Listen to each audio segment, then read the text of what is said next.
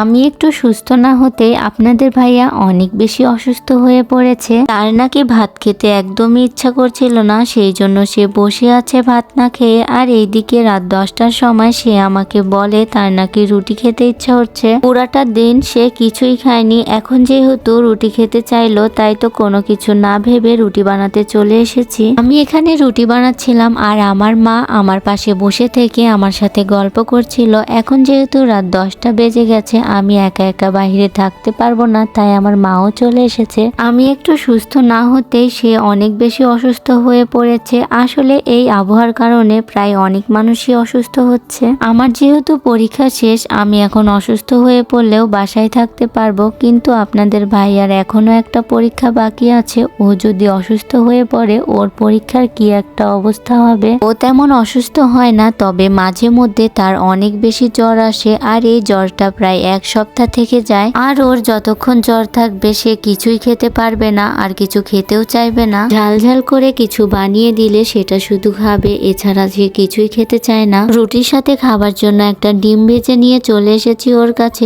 দেখা যাক কতটুকু খায় এখন সে। আজকের ভিডিও এই পর্যন্তই। সবাই ওর জন্য দোয়া করবেন যেন তাড়াতাড়ি সুস্থ হয়ে যায়। আল্লাহ হাফেজ।